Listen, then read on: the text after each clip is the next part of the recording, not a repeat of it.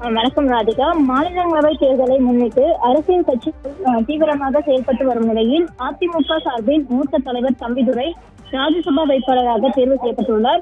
அதன்படி தற்பொழுது சென்னை தலைமைச் செயலகத்தில் தம்பிதுரை மாநிலங்களவை தேர்தலுக்கான தனது வேட்புமனுவை தாக்கல் செய்து வருகிறார். குறிப்பாக கிருஷ்ணகிரி மாவட்டத்தை சேர்ந்த தம்பிதுரை அதிமுகவில் தனது 18வது வயதில் இருந்து இணைந்து அரசியல் பயணத்தை தொடங்கினார். எம்ஜிஆர் காலம் முதல் கட்சியில் செயற்பட்டு வரும் அவர் டெல்லியில் அதிமுகவின் மூலமாக அறிமுகமானார்.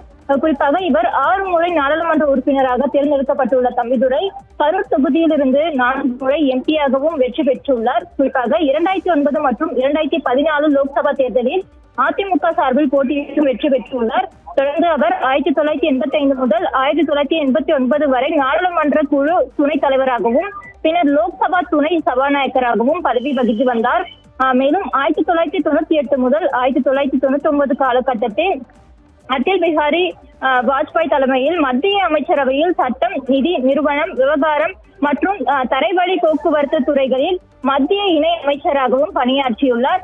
தொடர்ந்து 2019 லோக்சபா தேர்தலில் கரூர் தொகுதியில் போட்டியிட்டு தோல்வி அடைந்த அவர் பின்னர் மாநிலங்களவை உறுப்பினராகவும் அறிவிக்கப்பட்டார். அவர் தற்பொழுது அவரை பதவிக்காலம் நிறைவடைய உள்ள நிலையில் மீண்டும் 5வது முறையாக அதிமுக சார்பில் ராஜ்யசபா வேட்பாளராகவும் அறிவிக்கப்பட்டுள்ளார். இந்த நிலையில் சென்னையில் நேற்று நடைபெற்ற அதிமுக மாவட்ட செயலாளர்கள் கூட்டத்தில் கட்சியின் பொதுச் செயலாளர் எடப்பாடி பழனிசாமி தலைமையில் இந்த முடிவு எடுக்கப்பட்டிருந்தது.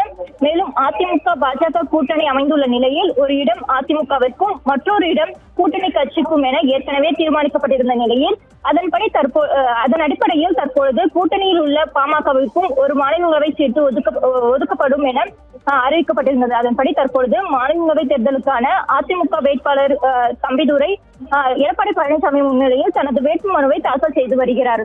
ராதிகா.